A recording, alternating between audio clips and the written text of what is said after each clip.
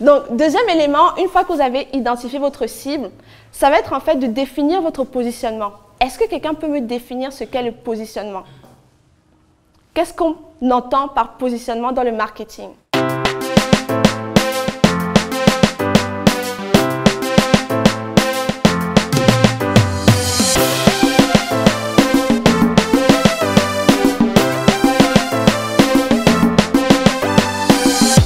Bon, une définition globale du positionnement. Bon, ok. Le positionnement, en fait, c'est, disons, la manière dont vous allez entrer dans le marché, c'est-à-dire la manière dont on va vous connaître. Ok? Qu'est-ce que vous choisissez d'être? Il a pris l'exemple, par exemple, du haut de gamme et bas de gamme. C'est aussi l'exemple que je voulais prendre. Si, par exemple, vous voulez lancer sur le marché, il faut que vous puissiez choisir votre positionnement. Le positionnement, ça peut être déjà par rapport à la cible. Disons qu'il y a plein de personnes qui vont faire des produits de beauté. Ok? Il y a tellement de personnes qui font les savons, etc.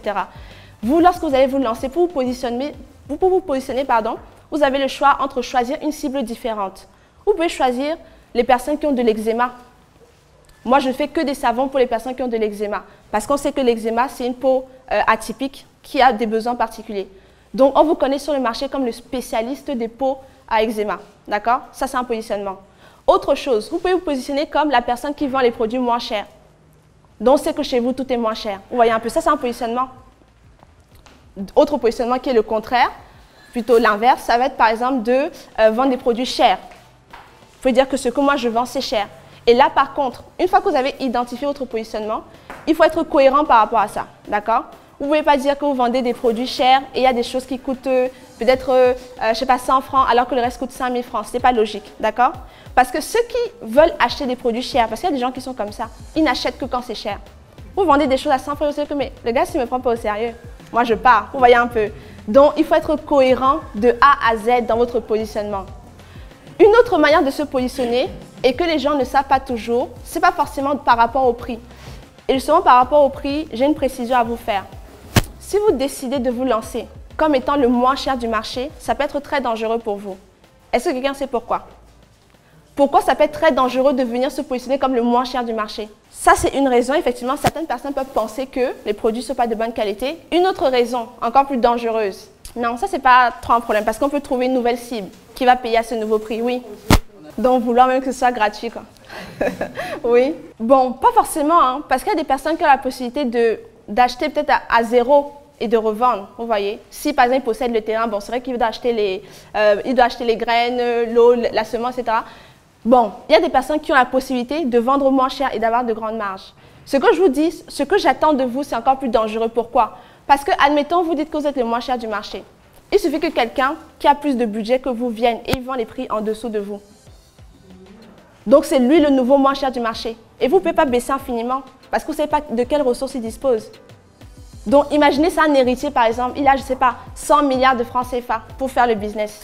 Vous avez peut-être que votre capital de départ. Vous voyez que vous n'allez pas tenir. Parce que vous avez dit que vous êtes le moins cher, les gens vous connaissent comme étant le moins cher. Donc, dès qu'il y a un nouveau moins cher, c'est terminé, on vous oublie. Donc, est-ce que vous voyez à quel point c'est dangereux de faire ça? Donc, ce que vous devez faire, au lieu d'avoir uniquement une stratégie de prix moins cher, c'est d'avoir en fait d'autres avantages concurrentiels. Ok? Il faut que quand les gens viennent chez vous, ce n'est pas uniquement parce que vous êtes moins cher. Il faut aussi qu'il puisse y avoir une expérience client. D'accord? Il faut qu'ils puissent se dire que bon, j'aime cette marque parce que les valeurs qu'ils ont me ressemblent. J'aime la vision qu'ils ont. Vous voyez, ça compte. Parce qu'il y a des gens qui vont acheter parce qu'ils vous aiment aussi. Parce qu'ils aiment la personne qui est derrière la marque. Parce qu'ils aiment les valeurs de l'entreprise. Et ça, ce sont des raisons pour lesquelles il sera difficile pour quelqu'un de venir vous voler tous vos clients. Est-ce qu'on se suit? Est-ce qu'on se comprend? Est-ce que ça vous paraît logique? Ok, voilà. Donc, la manière de se positionner, ça va être donc aussi dans l'expérience client que vous donnez aux gens. Lorsqu'on commande chez vous, comment est-ce qu'on se sent? Vous allez voir par exemple que, là je vais prendre un business physique très simple, ça va être par exemple un salon de beauté.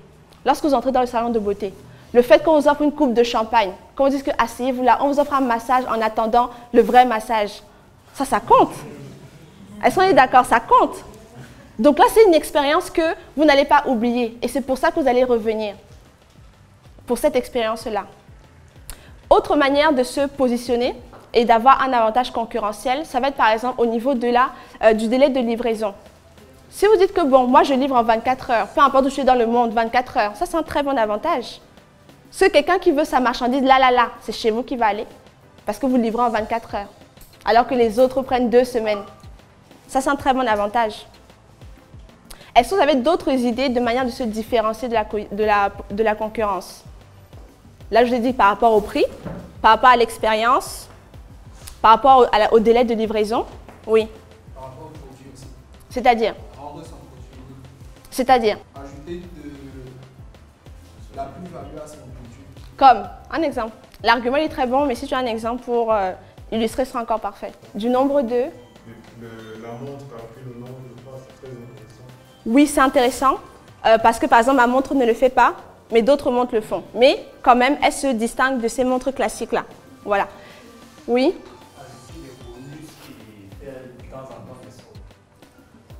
Les soldes, ce n'est pas vraiment un avantage concurrentiel, parce que n'importe qui peut faire des soldes.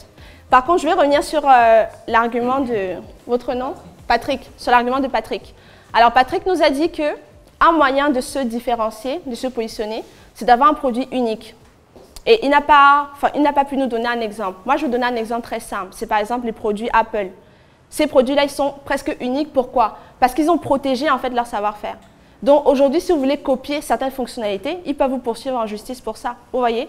Donc ça rend leur produit assez unique. Donc lorsque vous allez là-bas, vous savez que vous ne pouvez pas trouver 2 téléphones qui font exactement la même chose que votre iPhone ailleurs. Donc, le moyen que vous avez de vous différencier, c'est de rendre vos produits uniques, soit dans la formulation. Par exemple, vous pouvez faire des jus naturels avec un ingrédient secret qui rend la saveur exquise et personne ne peut trouver ce que c'est. Comme ça, on sait que votre jus-là, il a un goût que vraiment, on ne voit ça nulle part ailleurs. Si vous êtes informaticien ou quoi, que vous développez des gadgets, vous pouvez aussi ajouter une technologie qui est innovante, que personne d'autre n'a encore. Donc, je pense que vous avez tous la possibilité de rendre vos produits uniques d'une certaine manière. Ça peut être dans la forme, dans le fond, à vous de voir. D'autres exemples. Oui, un excellent service après-vente aussi, c'est bien. Un excellent service après-vente, c'est bien de dire qu'on est disponible 24 heures sur 24, 7 jours sur 7 pour répondre à vos questions si vous avez un problème. Offrir des garanties aussi, c'est une manière de se différencier des autres. Qui offre des garanties ici sur son produit? D'Assise? Oui. Vous vendez quoi? D'accord. Et vous offrez une garantie. Voilà. Les garanties, c'est bien parce que la personne se dit que bon, je vais acheter, au moins s'il y a un problème, je sais que soit on me rembourse partiellement, soit on me remplace l'appareil. Ça permet de vendre plus facilement. On est d'accord, d'Assise? Voilà. Oui. Le service client aussi. Bon, service après-vente, service client. Bon, oui, les deux se rejoignent. D'autres idées? Est-ce que quelqu'un a déjà trouvé, par rapport à tout ce qu'on a dit, un moyen qu'il pourrait utiliser pour se différencier? Avec les quelques exemples qu'on a donnés là, est-ce qu'une idée vous est venue en tête? Service fait dans le bâtiment. Oui.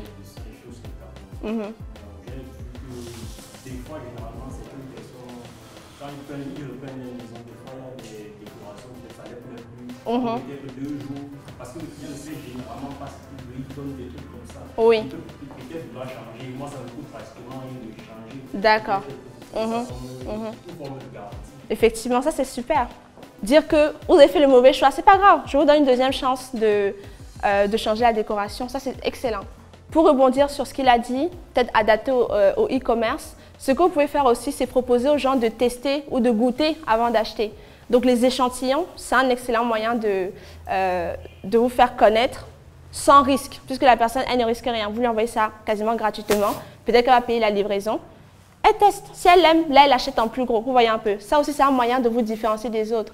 Mais ce n'est pas tout le monde qui va permettre ça.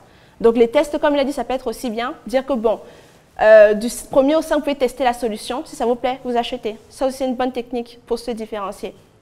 Voilà. Donc, on va avancer. Merci d'avoir regardé cette vidéo jusqu'au bout, j'espère qu'elle vous a plu. N'oubliez surtout pas de vous abonner en cliquant juste ici et en activant la cloche des notifications pour ne manquer aucune des vidéos qui sortent chaque semaine. Et pour avoir plus de stratégies et de conseils pour booster vos ventes, n'hésitez pas à cliquer sur une de ces vidéos.